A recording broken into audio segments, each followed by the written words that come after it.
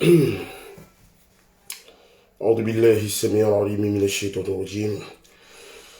إن الحمد لله تبارك وتعالى نحمده ونستعينه ونستغفره ونعوذ بالله من شرور أنفسنا ومن سيئات أعمالنا. من يهده الله فلا مضل له ومن يضلل فلا هادي له وأشهد أن لا إله إلا الله وحده لا شريك له وأشهد أن محمدا عبده ورسوله. الصلاة والسلام على رسول الله. سبحانك لا علم لنا إلا ما علمتنا إنك أنت العليم الحكيم ولا فهم لنا إلا ما فهمتنا إنك أنت الجواد الكريم. ربي اشرح لي صدري ويسر لي أمري واحلل عقدة من لساني يفقه قولي. On poursuit notre série Alhamdulillah en langue française. Comme on l'avait dit, beaucoup de personnes se plaignaient qu'on parlait juste en shimaori qu'ils ne comprenaient pas. Alhamdulillah, aujourd'hui nous allons expliquer des faits qui se passent réellement dans la vie de tous les jours sur certaines personnes, mais par ignorance, ne se rend pas du tout compte. Alors que Allah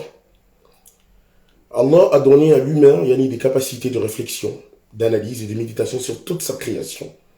C'est pour ça qu'Allah nous dit dans le Coran: Inna fi khalqi as-samawati wal ard Inna fi khalqi as-samawati wal ard wa ikhtilafi al-layli wan nahar la ayatin li ulil albab. Dans la création des cieux et de la terre, l'alternance de la nuit et du jour, il y a certes des signes pour les doués d'intelligence. D'après Abdallah ibn Omar, lui et son père, ils ont dit qu'une fois ils ont entendu le prophète sallam, qu'ils étaient avec le prophète sallallahu alayhi wa sallam. Lorsqu'un homme parmi les Ansar est venu voir le prophète, il lui passa le salam et il dit: ô messager d'Allah, quel est le meilleur croyant? Le prophète sallallahu alayhi wa sallam a répondu: c'est celui qui a le meilleur comportement. L'homme a dit: et quel est le croyant le plus intelligent? Le prophète sallallahu alayhi wa sallam lui dit: le plus intelligent d'entre eux est celui qui se rappelle le plus de la mort et qui s'y prépare. Qui s'y prépare le mieux. Et ce sont les gens les plus intelligents. À savoir, mes frères et sœurs, qu'on ne peut se rapprocher d'Allah subhanahu wa ta'ala en suivant le chemin de l'ignorance. Aucun des compagnons ou des pieux prédécesseurs n'était ignorant ou doué d'un savoir médiocre. Et de leur exemple, nous comprenons pourquoi l'acquisition du savoir est une obligation religieuse. Wallah. Allah nous dit dans le Coran: وَمَا خَلَقْتُ الْجِنَّ وَالْإِنسَ إِلَّا لِيَعْبُدُونِ. Je n'ai créé les djinns et les hommes que pour qu'ils m'adorent. Et ainsi, cette adoration ne peut se faire dans l'ignorance. Car si c'est le cas, comment parvenir à adorer sincèrement celui que l'on ne connaît pas? Peut-on aimer et craindre celui dont on ignore tout? La soumission d'un cœur à Allah subhanahu wa ta'ala n'est possible que si la personne connaît Allah subhanahu wa ta'ala comme il se doit. Et dans le contraire, le cœur est voué à se soumettre aux désirs et aux passions de perdition. Bien avant la venue des messagers, notre ancêtre Adam alayhi salam fut distingué des anges par le savoir. Parce qu'Allah lui enseigna et fut anobli et on l'honorait. Comme Allah lui dit dans le Coran, وَعَلَّمَ آدَمَ الْأَسْمَاءَ كُلَّهَا ثُمَّ عَرَضَهُمْ عَلَى الْمَلَائِكَةِ فَقَالَ أَنْبِئُونِي بِأَسْمَاءِ هَؤُلَاءِ إِنْ كُنْتُمْ صَادِقِينَ. Allah a appris à Adam alayhi salam tous les noms de toutes choses. Puis, il le présenta aux anges. Et dit, informez-moi des noms de ceux-là, si vous êtes véridique dans votre prétention que vous êtes plus méritoire qu'Adam alayhi salam. Et les anges ont rétorqué en disant, قالوا سبحانك لا علم لنا إلا ما علمتنا إنك أنت العليم الحكيم. Ils dirent, gloire à toi Seigneur,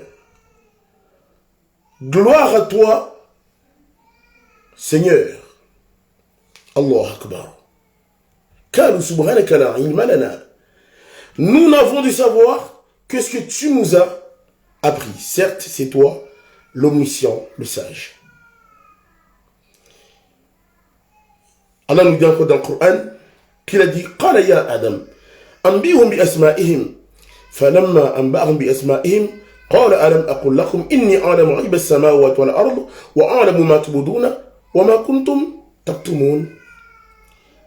Allah il dit ô Adam, informez-moi de ces noms.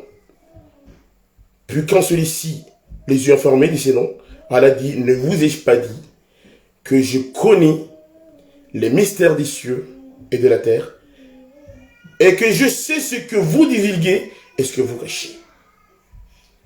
Et c'est en ce moment-là que Allah subhanahu wa ta'ala ordonne à Adam alayhi salam. Mais il faut les chercher à maman. Il faut les chercher à maman. Tu lui dis, je te le donnerai tout à l'heure. Tu descends. Allez. C'est en ce moment-là que Allah dit à Adam alayhi, ordonne aux anges. وَإِذْ قُلْنَا لِلْمَلَائِكَةِ اسْجُدُوا لِآدَمَ فَسَجَدُوا إِلَّا إِبْلِيسَ أَبَى وَاسْتَكْبَرَ وَكَانَ مِنَ الْكَافِرِينَ. Et lorsque nous demandons aux anges de se prosterner devant Adam alayhi salam, ils se prosternaient tous à l'exception d'Iblis qui refusa, s'enfla d'orgueil et fut parmi les infidèles.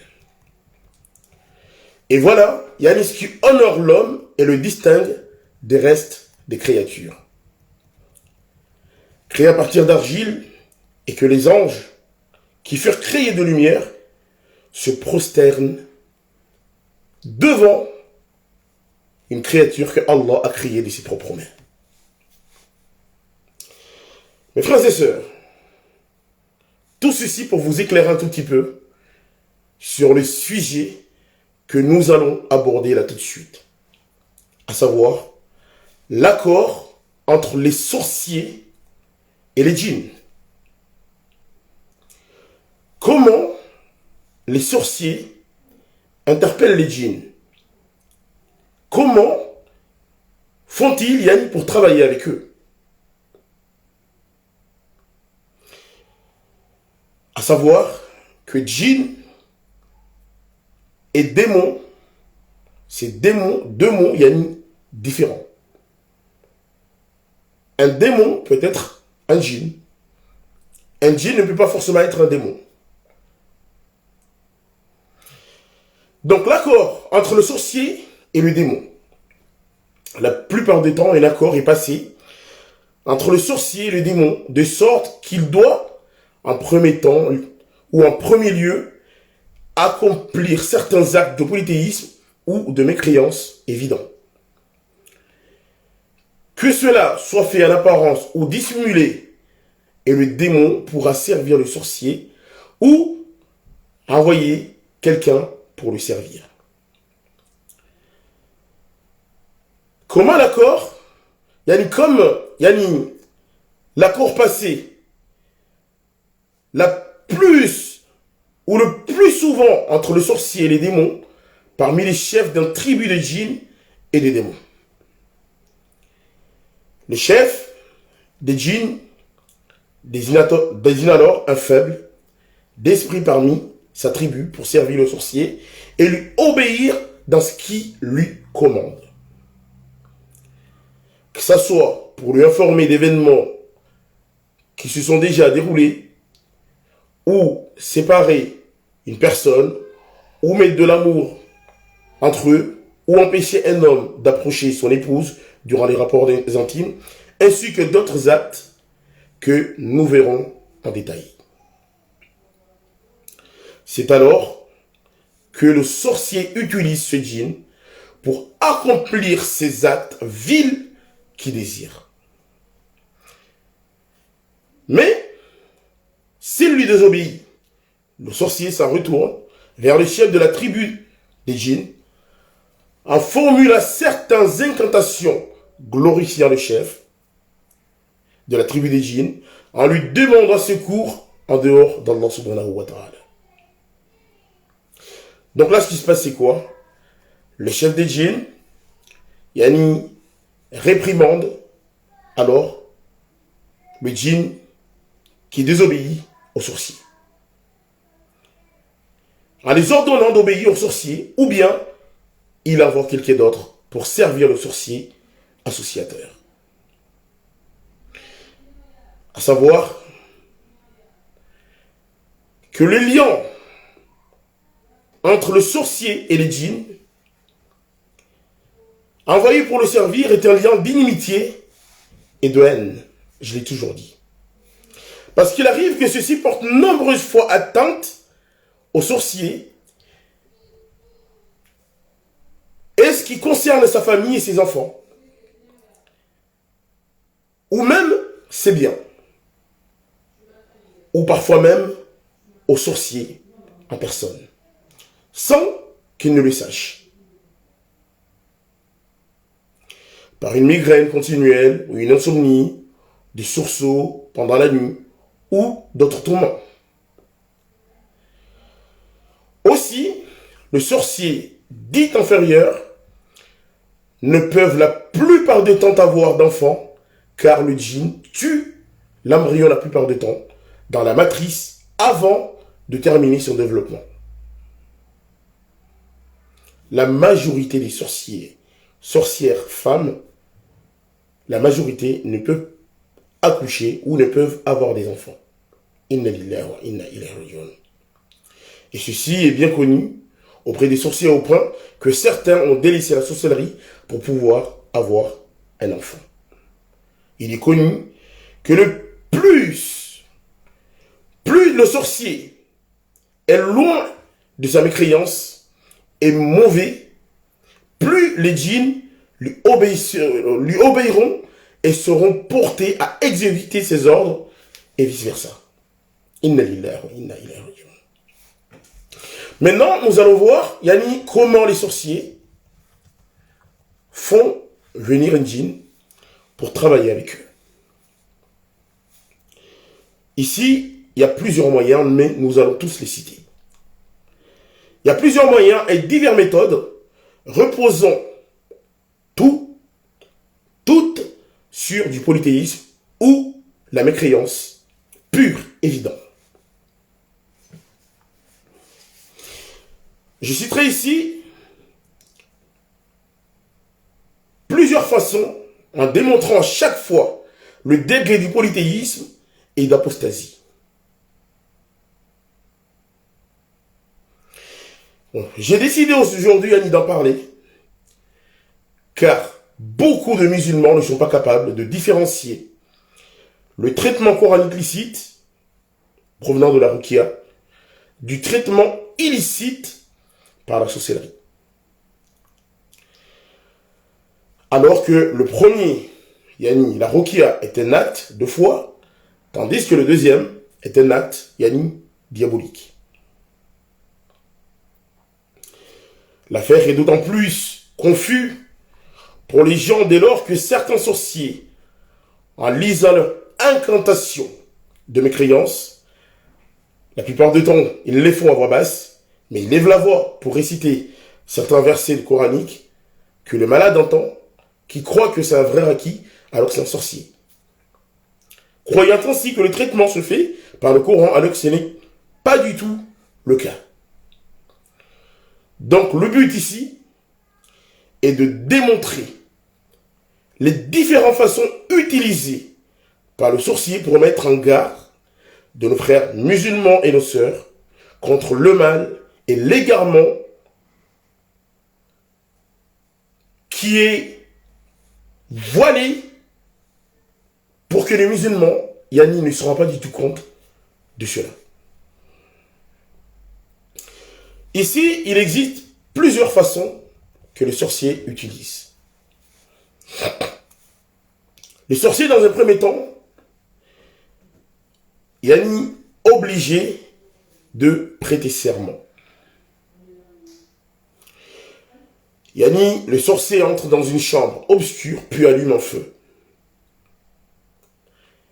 Et met sur le feu une sorte de d'encens, selon le cas demandé. S'il désire une séparation ou mettre la haine ou l'inimitié ou autre chose de semblable, il pose sur le feu un encens ayant une odeur très très mauvaise. Et s'il désire mettre de l'amour entre deux personnes, il va mettre un encens, avec une très bonne odeur. Ou, parfois même pour défaire une sorcellerie. Et là, le sorcier va se mettre à formuler des incantations polythéistes précises pour prêter serment au chef de djinn et envoyer leur maître. Ceci comprend aussi une sorte de polythéisme par l'exaltation des grands parmi les djinns et par la demande de leur secours et au shirk. Cela se fait à condition que le sorcier doit être en état d'impureté majeure, djanaba, ou autre, ou porter des vêtements impurs. Et après avoir terminé de réciter les incantations de mécréance, une silhouette lui apparaît sous la forme d'un chien ou d'un serpent, ou d'autres formes, et le sorcier lui ordonne ce qu'il veut. Parfois même rien ne lui apparaît, mais il entend des voix. Et parfois il n'y a rien du tout, mais il fait des nœuds. En faisant ces nœuds, il continue à faire des incantations sataniques et diaboliques. La hawla la quwwata illa billah.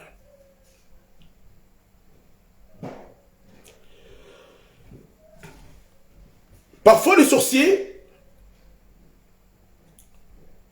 fait des nœuds avec quelque chose qui appartient à la personne qui veut ensorceler. C'est pour ça, que certaines personnes cherchent à avoir un effet perso de la personne qui veut l'ensorceler et l'amène au sorcier. Comme un cheveu, une partie de son vêtement ayant l'odeur ou la transpiration, puis ordonne au djinn, ce qu'il désire. Et quand on va analyser cette méthode, en examinant cette pratique, on va constater que les djinns préfèrent les chambres obscures. Il se nourrit de l'odeur des encens sur laquelle on n'a pas cité le nom d'Allah subhanahu wa ta'ala. Et que même prêter serment au djinn et lui demander secours est un acte de grande association du polythéisme et une mécréance évidente. Et on remarque aussi que les djinns préfèrent l'impureté et les démons se rapprochent des impurs. La deuxième façon, c'est l'immolation. Ça, c'est une pratique qui existe, presque dans toutes les communautés, que ce soit musulmane ou autre. L'immolation. Le sorcier prend un oiseau, une bête, une poule, un pigeon, un mouton, une vache, un animal quelconque, Parfois, il demande même certaines caractéristiques propres aux fonctions de la demande de djinn. La plupart du temps, il faut que la couleur soit noire, car les djinns préfèrent la couleur noire. Puis, il l'immole sans citer le nom d'Allah subhanahu wa ta'ala. Parfois, il va tacher le malade de son sang, puis il jette le cadavre dans les décombres sans citer le nom d'Allah subhanahu wa ta'ala. Ou dans un endroit abandonné, ou même dans des endroits qui sait très bien que ces endroits-là sont bondés de shayatines. Il retourne chez lui et ensuite il formule des incantations de polythéistes et ordonne aux djinns ce qu'il désire. La ilaha illallah. Et quand on va analyser cette méthode, on retrouve le polythéisme dans cette pratique de deux façons. Premièrement, yani l'immolation pour le djinn, qui est d'ailleurs illicite selon l'unanimité des savants, est un acte polythéiste. C'est une immolation faite pour autre qu'Allah subhanahu wa ta'ala. Donc il n'est pas permis aux musulmans d'en manger et encore moins de faire. De faire ce genre d'acte. Malgré cela, les ignorants et de toute époque et en tout lieu ont accompli ce genre d'actes vils. À savoir qu'il y a un hadith d'après Yahya ibn Yahya. Il a dit que certains ont immolé pour un pu. Ils ont fait un sacrifice pour les djinns, afin que le pu ne s'achèse pas. Puis les gens ont mangé de cette immolation. Ibn Shihab, en fut fermé, il dit, ils ont immolé ce qui est illicite. Les gens ont mangé de ce qui ne leur était pas permis. Il a dit, le prophète sallallahu alayhi wa sallam a interdit de manger ce qui a été immolé pour un djinn. Et que même dans Sahih Bukhari, Sahih Muslim, d'après Ali ibn Abu Talib, qui a dit que le prophète sallallahu alayhi wa sallam a dit qu'Allah maudisse celui qui fait une immolation pour autre qu'Allah subhanahu wa ta'ala.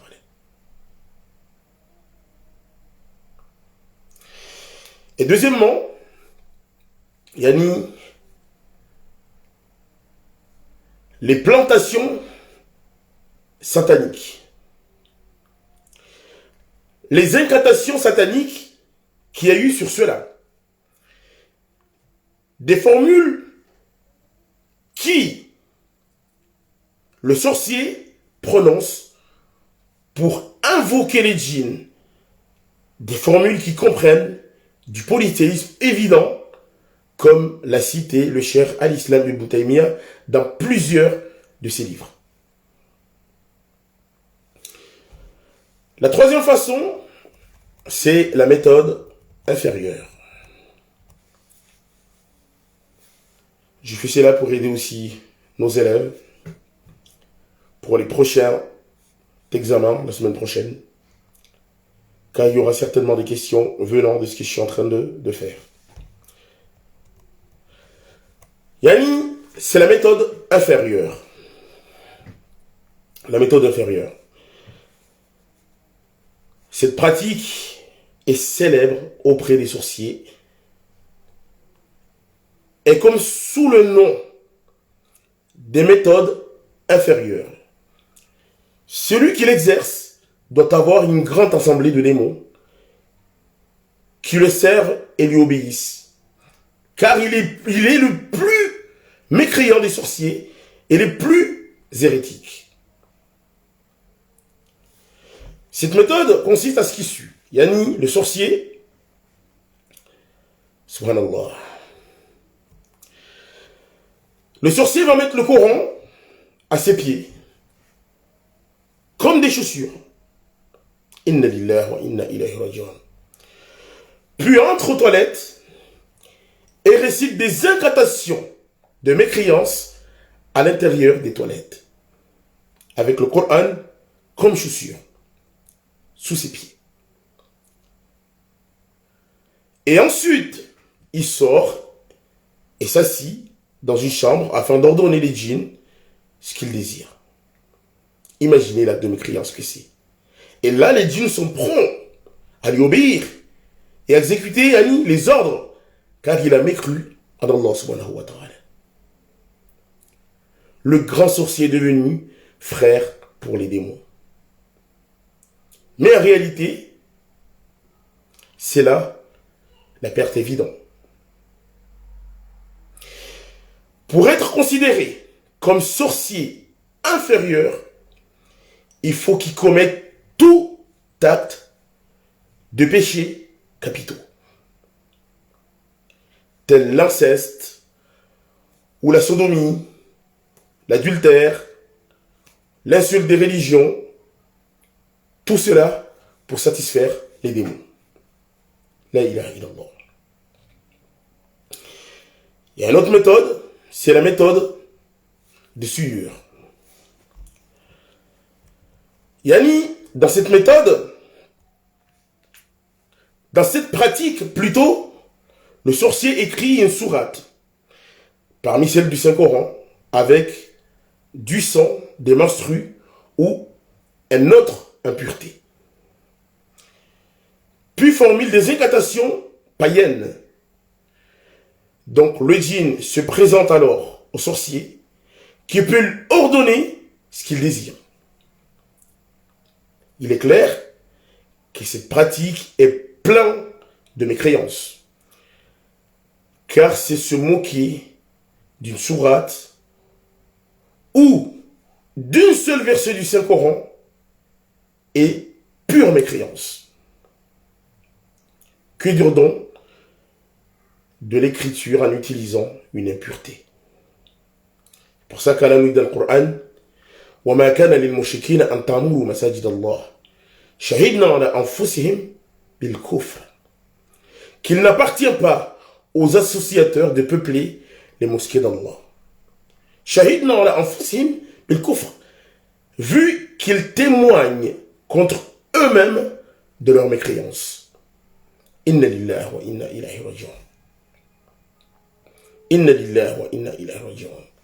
Et Allah leur a dit dans le Coran, Ulaika habitat a'maluhum wa fi an-narihum hum khalidun. Voilà ceux dont les œuvres sont vaines et dans le feu ils demeureront éternellement. La cinquième façon, c'est l'inversement. L'inversement.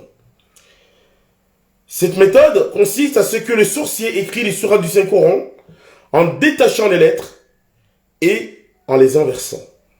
Vous voyez bien dans les talismans que les sorciers donnent aux gens. C'est-à-dire de la fin au début.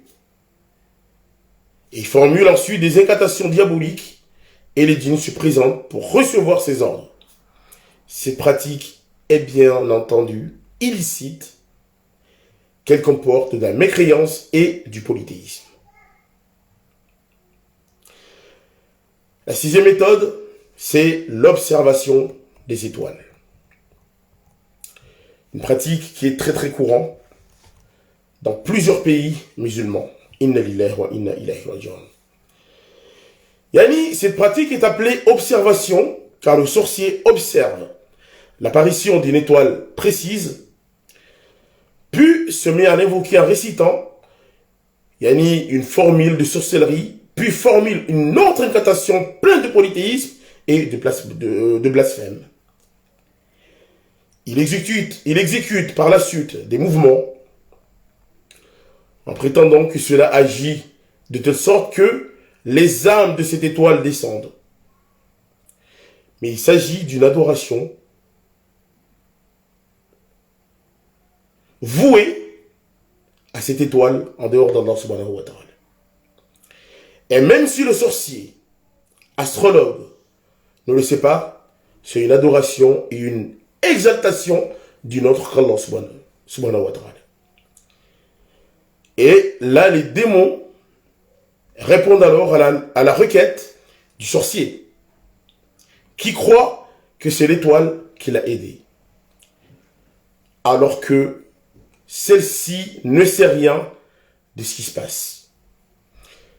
Le sorcier prétend que ce sorcellerie ne peut se défaire que si l'étoile apparaît, en sachant que certaines étoiles n'apparaissent qu'une fois par an. Ils attendent ainsi son apparition pour réciter les incantations propres, demandant secours à cette étoile pour défaire la sorcellerie. Inna lillahi wa inna ilayhi raji'un. Il est clair que ce pratique consiste à exalter et demander secours à autre qu'Allah subhanahu wa ta'ala, ce qui est un acte de polythéisme. Inna lillahi wa inna ilayhi raji'un. La 7e méthode est la méthode de la pomme de main, qu'on avait peut-être déjà expliqué en langue mahoraise. Alors pour cette pratique, le sorcier fait venir un enfant qui n'est pas encore pubère, à la condition qu'il ne doit pas être en état d'ablution. Il prend la main gauche de l'enfant, puis dessine autour, un carré. Ensuite, il écrit autour de ce carré-là, il dessine 4 carrés.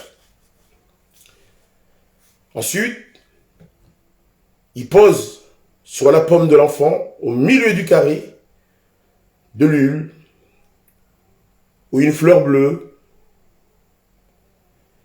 Et il écrit une incantation avec des lettres séparées sur un papier rectangulaire et pose cette feuille comme un parapluie sur le visage de l'enfant. Puis, il pose dessus une capuche jusqu'à ce qu'elle tienne, et couvre l'enfant tout entière d'un tissu quand même assez lourd. L'enfant, dans ces situations, doit regarder la paume de sa main. Mais c'est évident. Il ne peut pas voir, vu l'atmosphère, et l'atmosphère qui est quand même assez sombre à l'intérieur. Donc, le sorcier va alors commencer à réciter des incantations blasphématoires. Et l'enfant ressent l'atmosphère, s'illuminer. Il voit des images qui bougent dans sa paume. Et le sorcier lui demande, qu'est-ce que tu vois? Et l'enfant répondra, qui voit ceci, cela, il voit des images, des hommes. Le sorcier demande alors à l'enfant de dire à cet homme que le magicien untel te dit ceci et cela. Et l'image bouge en fonction des ordres du sorcier. Mais, généralement, cette méthode est utilisée pour rechercher des objets, perdus. Généralement, mais ils peuvent aussi l'utiliser pour autre chose.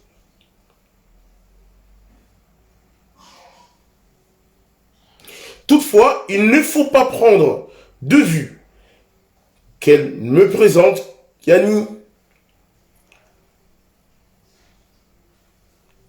quand on regarde bien, cette méthode, par rapport à notre croyance, c'est une méthode qui repose sur du polythéisme, sans oublier, les incantations incompréhensibles que le sorcier, va citer. Le sorcier va utiliser une autre méthode, qui est la méthode, des effets personnels. Pour cette méthode, le sorcier demande au malade